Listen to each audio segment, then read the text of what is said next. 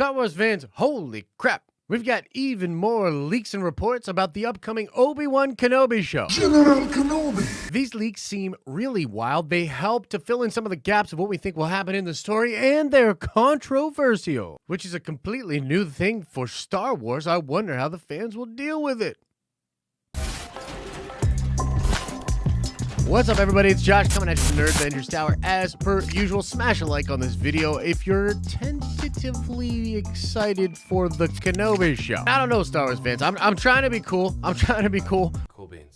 When it comes to Kenobi, I'm super excited for the show. I'm a little trepidatious of some of the things that are in these leaks, and I'm hoping they are all handled with the utmost sensitivity. But as I said in yesterday's video, I'm a little on shaky ground with Star Wars after the Book of Boba Fett. Unfortunately, the more I think about Book of Boba Fett, the more I'm sitting here scratching my head like, what? Anyway, this is yet again another video about Obi-Wan Kenobi leaks. Just yesterday, we did a video that's doing really well right now about the Princess Leia leak. So if you haven't seen that video, you can go check it out for the full details. But the TLDR from yesterday was that it was leaked that Princess Leia was not only going to be in the show, but she's going to be captured in the series, and that was going to sort of be the inciting incident where Bail Organa would go get Obi-Wan Kenobi's help. He would then go seek out the prisoner Leia and rescue her. Somebody has to save our skins. There were actually even more details shared about Leia in the show yesterday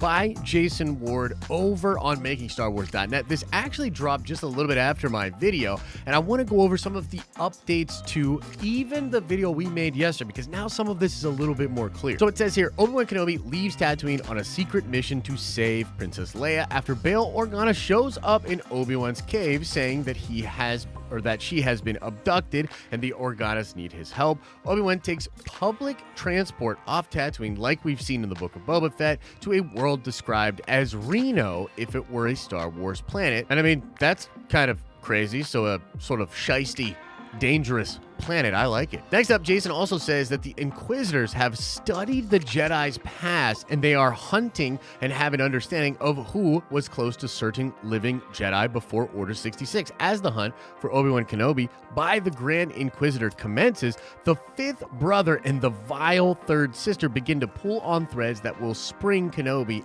from out of the shadows so that they can slay him. The idea is to have Senator Organa's daughter captured and see who comes to save her.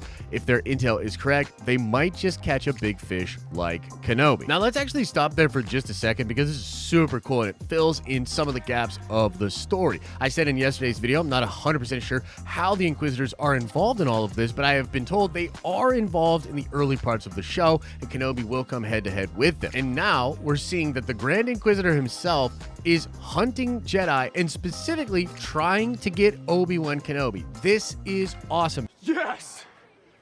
That's awesome! They are setting a trap for Kenobi on this Reno-like Star Wars world, and I think that is an absolutely awesome thing for those bad guy characters to be doing and for Obi-Wan Kenobi to overcome. It adds a lot of interesting lore to the Inquisitors themselves, and specifically to what Vader and the Inquisitori were doing to try to hunt down different Jedi after Order 66. Now, reading on here, they talk about Kamal Nanjiani in Space Reno. So basically in this article, they're saying that Kenobi's gonna have to go to a world with certain contacts to even discover where Organa is being held, and he goes to a planet and meets up with somebody that will actually be Kamal's character. Kamal is going to tell Obi-Wan Kenobi where the spice den is at, where Leia is being held captive. This is on that same Reno planet. Kenobi then disguises himself, sneaks into the spice den, and rescues a 10-year-old Princess Leia. And finally, Jason talks a little bit about Vivian Laura Blair as the young Leia Organa.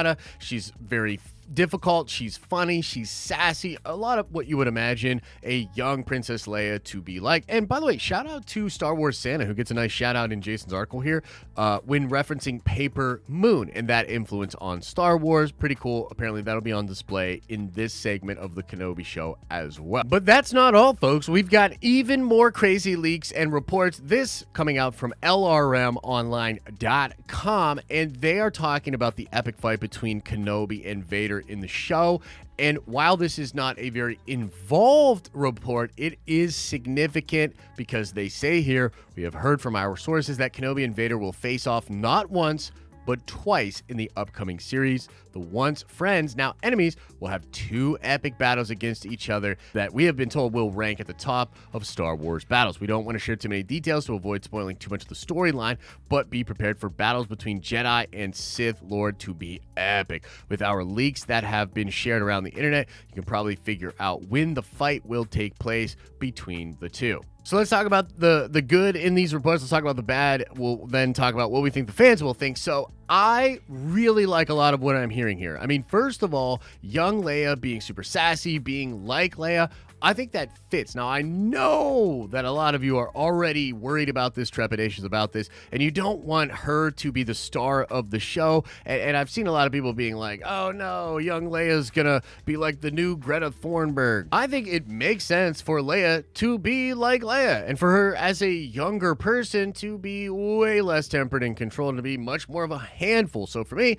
I'm into it. I'm excited to see the performance. I would also just say that if you're worried about Leia outshining Kenobi and Vader in the show, then you don't know things. You don't know things. The Inquisitors setting a trap for not only Jedi, but Kenobi. That sounds absolutely epic to me. I love them approaching it from that perspective because it's really going to make the Inquisitors shine. They're not just going to be villains that are dropped into this show to give Kenobi a warm-up battle. They are going to be very sinister and smart hunters of the Jedi, and exploring more of the Inquisitori, their resources, and what they were out there doing is excellent. It's a very good idea for Star Wars in general. We've actually heard rumors that the Inquisitors will be in even more properties after this, and they might even get their whole own show. So I'm really grateful for that kind of stuff to be explored there, and Kenobi will obviously be able to whoop them, but we know that some of them make it out of this confrontation. I'm looking forward to see how all of that goes down, and oh man,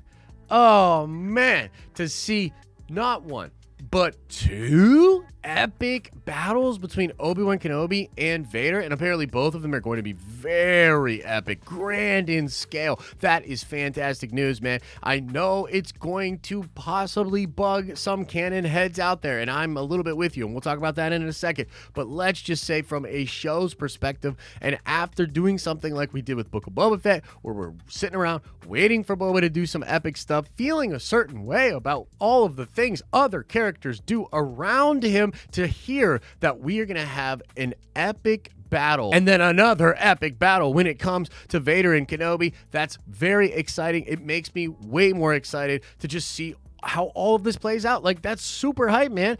That's going to be some really exciting stuff to witness and then talk about with the fandom, make content about. It sounds awesome. And now, after saying all of that and about being so damn excited for all of these things that are coming, I've got to do what all Star Wars fans gotta do, and that's yeah, but. And man, oh man, it seems like they're being very bold when it comes to this show. I thought it was already bold, but a good idea to have a conflict between Obi-Wan Kenobi and Vader. Having to, that's pretty wild. They had multiple epic battles between episode 3 and episode 4.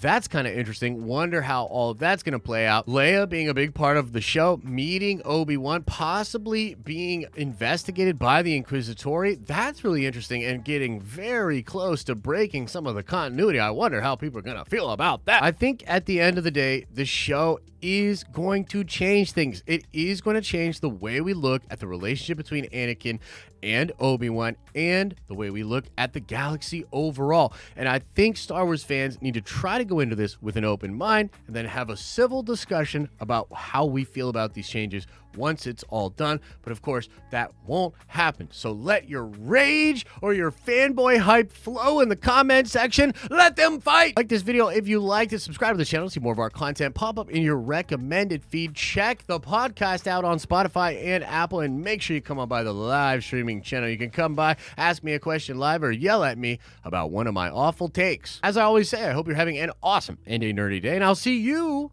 in the next video.